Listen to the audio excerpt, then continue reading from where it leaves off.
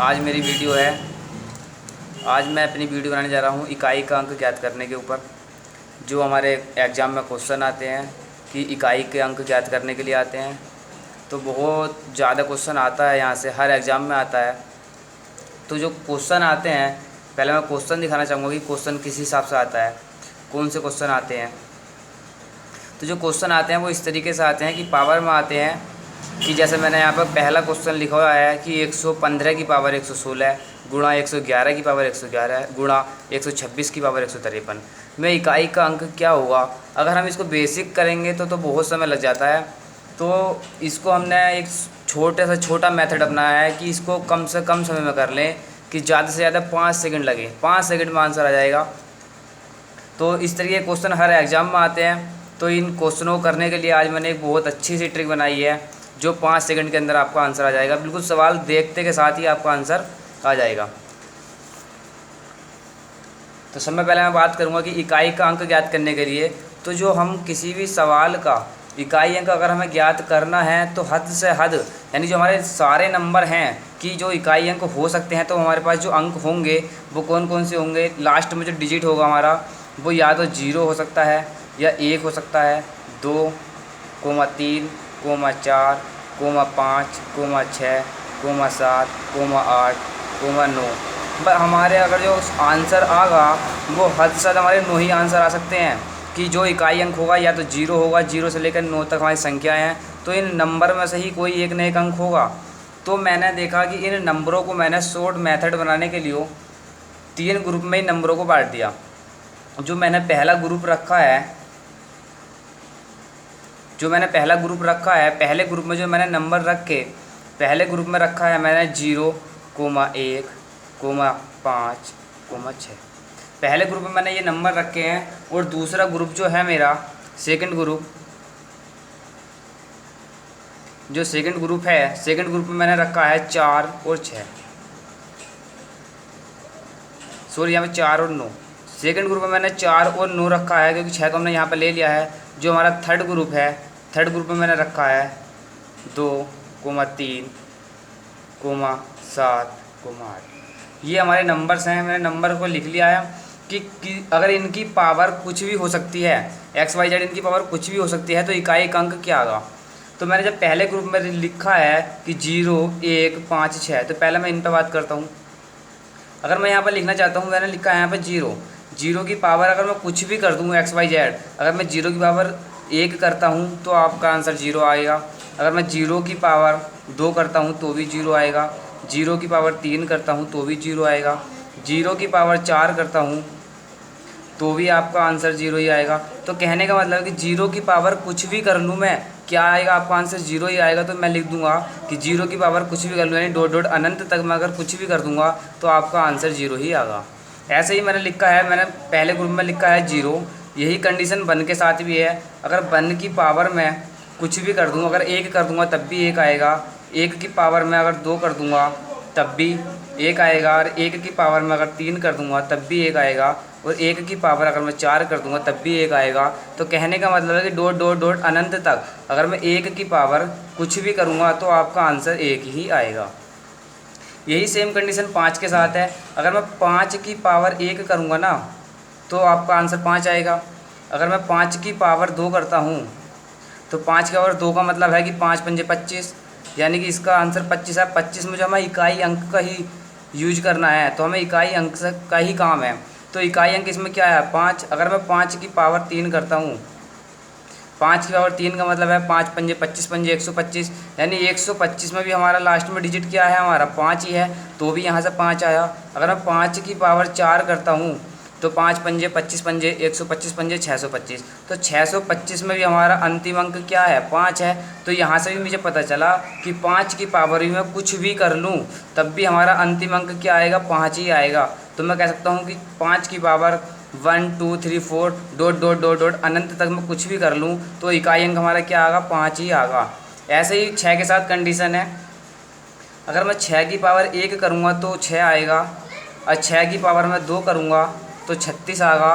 तो 36 में भी अंतिम अंक 6 ही है। और 6 की पावर में अगर 3 करूँगा तो 6 छंग 36 छक्का 216, 216 में भी 216 में भी अंतिम अंक जो है 6 है, तो कह सकता हूँ मैं कि 6 की पावर डॉट डॉट डॉट अनंत तक अगर मैं 6 की पावर कुछ भी कर दूँ तो 6 ही आएगा।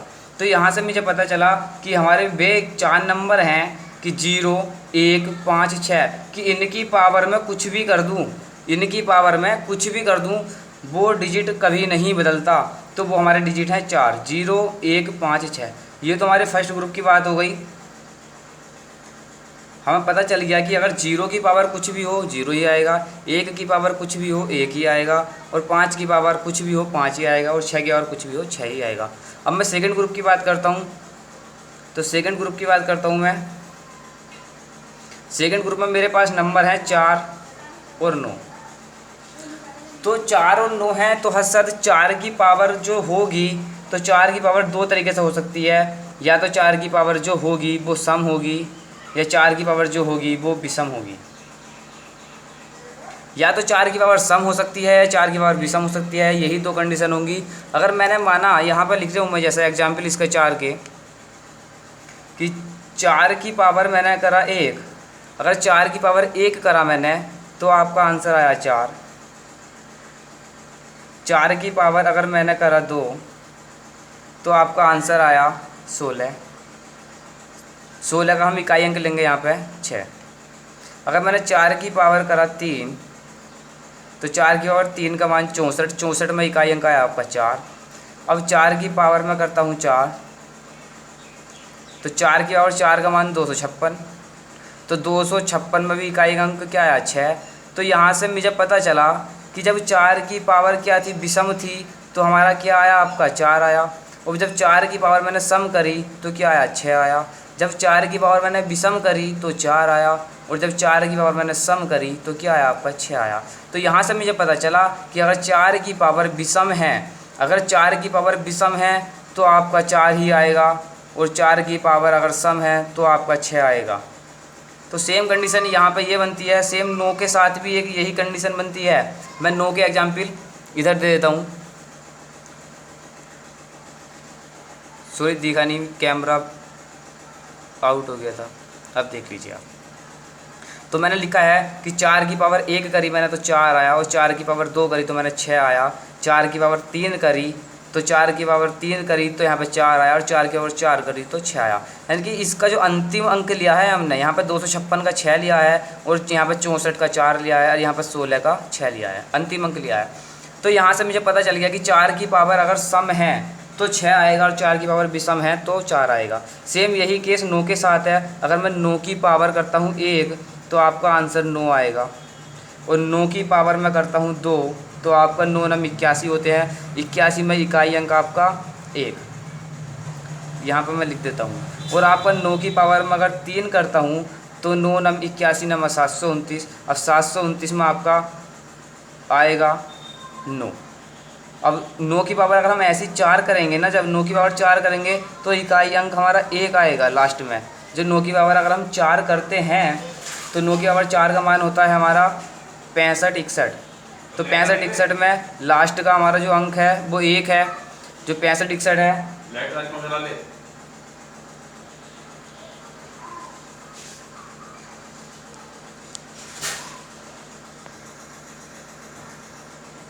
जो हमारा 9 की पावर 4 करी मैंने, जो 9 की पावर 4 करी तो इसका मान है हमारा 65 61।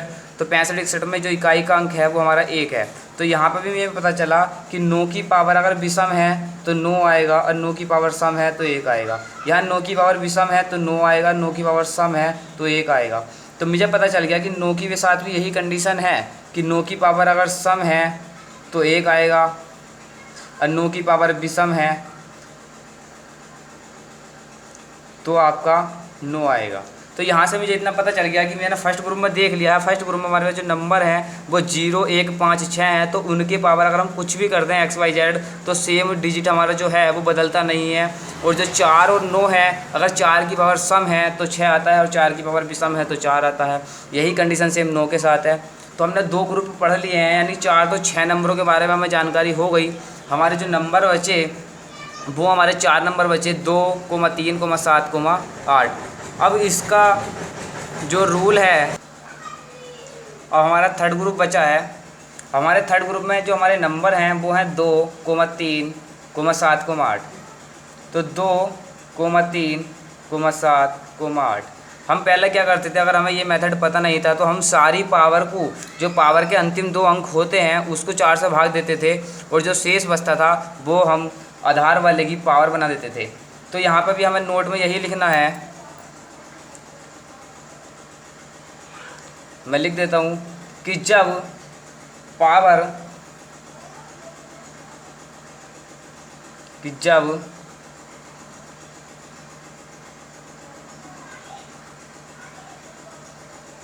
ये वाली संख्या आधार में लिखी हुई हो, किसी का अंतिम अंक हो, जब आधार 2, 3, 7, 8 हो तो उसकी पावर को 4 से भाग करते हैं, 4 से भाग करते हैं, और जो शेष बचता है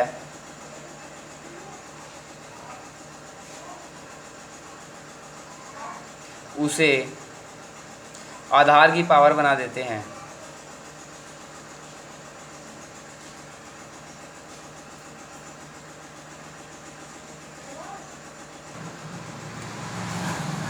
और जो शेष बचता है उसे आधार की पावर बना देते हैं। तो यहाँ से मुझे पता चला कि जैसे मैं यहाँ पर लिख देता हूँ एग्जाम्पल, मैंने जैसे 13 को 4 से भाग दी तो आपका रिमाइंडर जो बचा वो 1 बचा, यहाँ पे जो शेष बचा 1 बचा। और मैंने 14 को जो 4 से भाग दी तो यहाँ पर शेष बचा आपका 2, और यहाँ पर मैंने 15 को जब 4 से भाग दी तो आपका रिमाइंडर बचा 3, और जब मैंने 16 को 4 से भाग दी तो यहाँ पर जो शेष बचेगा हमारा 0 बचेगा। तो हमें 0 पावर नहीं करनी है आधार की, वहाँ पे हमें पावर करनी है 4, 0 नहीं करनी है हमें, वहाँ पे पावर करनी है 4, बस इतना सा यहाँ पर याद रखना है। तो यहाँ पर 4 करनी है पावर, क्योंकि अगर हम किसी संख्या को भाग देंगे, मैंने माना यहाँ पर मेरा जो भाजक है वो 4 है, अगर मैं जब 4 से भाग दूंगा तो हमारा जो शेष बच सकता है वो या तो 1 बचेगा या 2 बचेगा या 3 बचेगा, या शेष कुछ भी नहीं बचेगा, हमारा शेष कुछ भी नहीं बचेगा। जब कुछ भी नहीं बचेगा शेष तो हमें उसकी पावर 4 करनी है। जैसे मैं जब सवाल कराऊंगा ना तो बीच में पता चल जाएगा। तो यहाँ से हमें अंक का पता चल गया। अब कुछ सवाल हैं, पहले मैं वो सवाल करा देता हूँ कि डायरेक्ट सवाल एकदम कैसे होते हैं।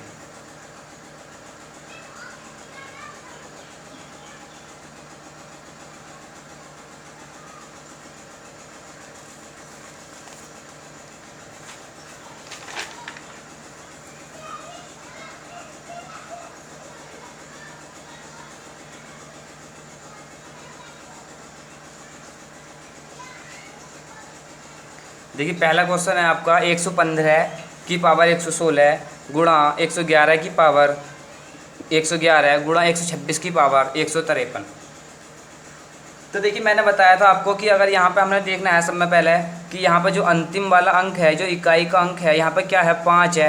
अगर 5 की पावर अगर मैं कुछ भी कर दूँ कि यहाँ पे 116 ना होगा ना, कोई भी नंबर होता, तो यहाँ पे कोई भी नंबर होता, हमें पता है कि अंतिम अंक यहाँ पे क्या है 5 है।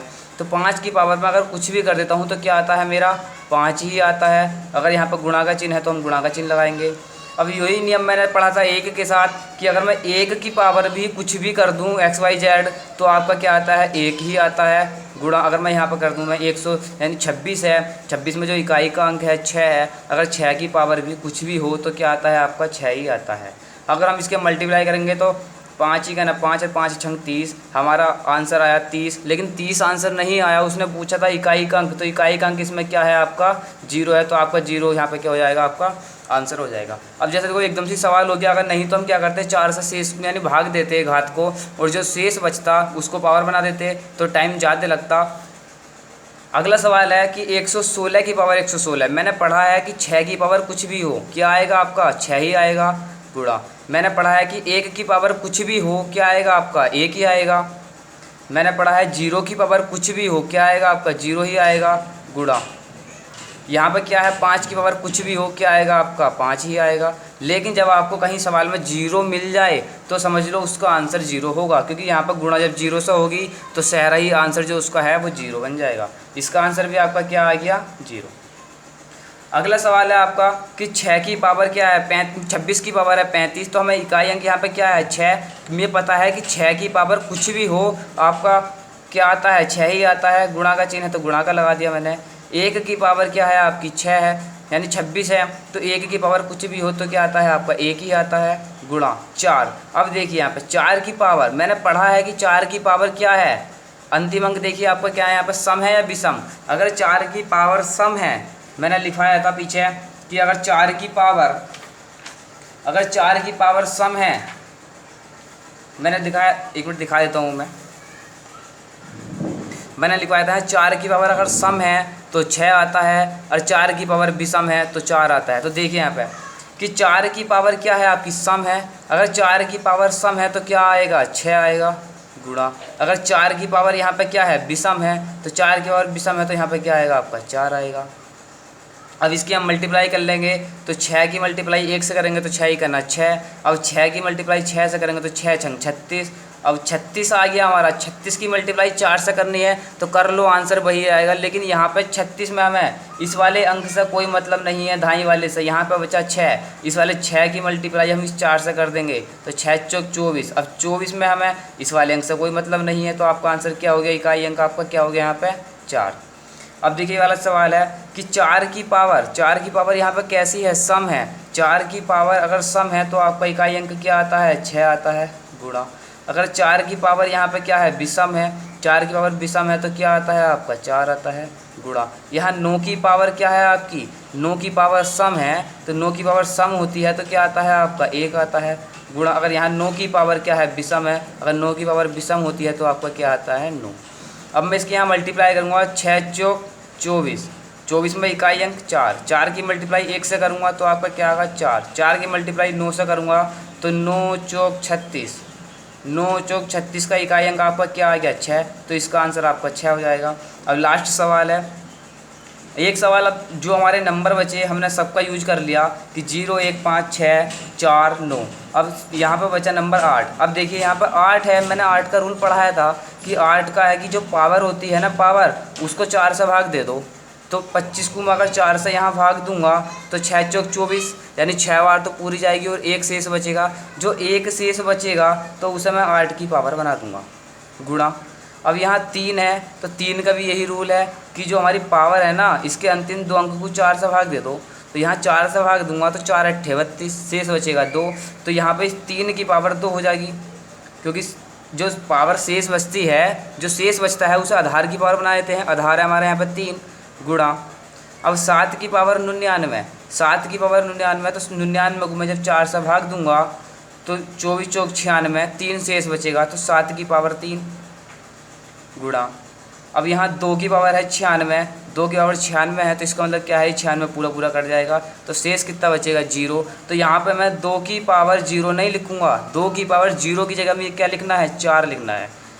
तो 2 की पावर 4 लिखना है तो अब मैं इसका मान लिख दूँगा। 8 की पावर 1 का मान होता है आपका 8, अब 3 की पावर 2 का मान होता है 9, गुणा 7 की पावर 3 का मतलब होता है 7 7 49 7 343। अब 343 का यहाँ पे लिखूँगा मैं 3। अब 2 की पावर 4 का मतलब होता है 16, तो 2 की पावर 4 का मतलब होता है 16, तो यहाँ पे लिखूँगा मैं 6। अब इनकी मैं मल्टीप्लाई कर लूँगा, 9 8 72, 9 की और 8 की जब मैंने मल्टीप्लाई करी तो आया मेरा 72। लेकिन मुझे तो इकाई वाले अंक से ही मतलब है, मुझे तो इकाई के अंक से ही मतलब है। जब 9 8 72 आया तो 72 में इस 7 का कोई काम नहीं है, बचा 2, इस 2 की मल्टीप्लाई 3 से होगी तो 2 गुणा 3, तो यहाँ पे आया 6, फिर 6 की मल्टीप्लाई 6 से होगी तो आपका आया 36, इस 36 में आपका इकाई अंक हो गया 6। तो यहाँ देखिए बहुत जल्दी सवाल हो रहे हैं, ऐसे ही सवाल अपने बुक में आपको ढूंढने हैं और आसानी से करने हैं। जो मैंने बताया है उसे बस एक बार अपने ध्यान में रखते हुए करना है, कुछ भी भारी नहीं है। सवाल का आंसर सिर्फ 5 मिनट में आएगा। ये तो मैंने आपको समझाया था तो थोड़ा सा टाइम लग गया, नहीं तो बहुत ही जल्दी आपका आंसर आ जाता है।